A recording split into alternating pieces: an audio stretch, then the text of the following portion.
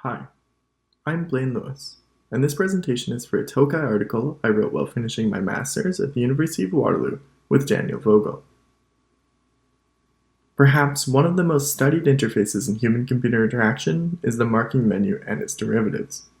In this presentation, we'll study the marking menu even further, but we'll explore a surprisingly understudied component, the arbitrary 333 millisecond delay before the menu appears.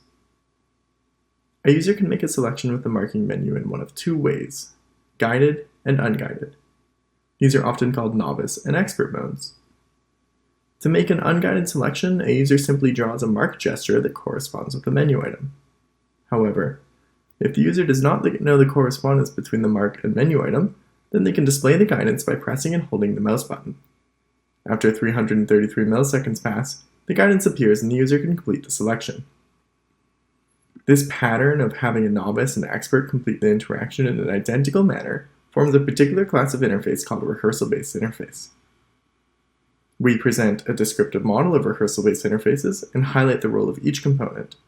In our model, the delay is a reactivator, named because it activates the rehearsal of the menu and also activates the menu for a second time.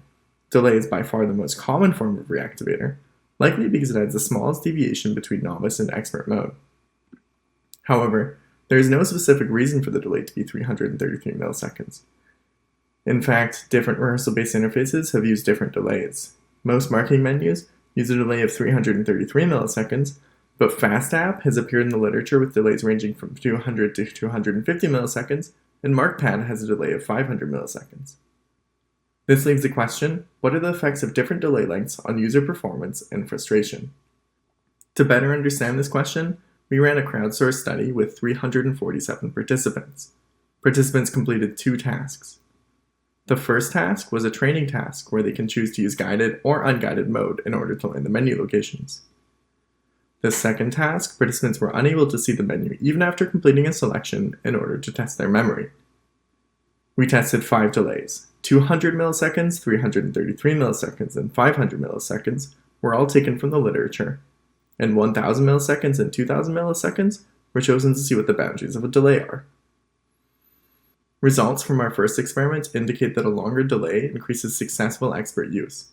As the length of the delay is increased, participants are incentivized to make more selections with expert mode. Furthermore, short delays of 200 milliseconds can reduce the number of menu items participants can memorize after returning 24 hours later. These benefits of longer delays do come at the cost of an increase in the total number of selections with errors. However, we found no measurable increase in frustration or other subjective measures. To further study the effects we saw in the first experiment, we ran 2 smaller experiments with only 2 delay conditions of 500 milliseconds and 2000 milliseconds. Experiment number 2 was identical, except rather than a marking menu, participants used a desktop clone of FastTap we called Fast2Click. We found a similar pattern of results where participants who were assigned longer delays performed more successful expert selections. Our final experiment explored whether this effect was due to our small menu size of only 8 items. In this experiment, we used a Fast2Click menu almost twice as big with 15 items. Even when adding more menu items, we found a similar pattern of results. Our work has several implications. One implication is the importance of delay when comparing interfaces. Given that delay has a significant impact on user performance, researchers should keep that in mind when comparing to prior literature and also when designing experiments.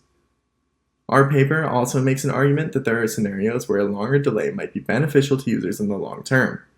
Future work might find ways to incorporate short or no delays, such as Henderson et al.'s work to encourage novice users, but transition to longer delays to maximize long-term performance. Thank you for your attention, and especially thank you to Daniel Vogel.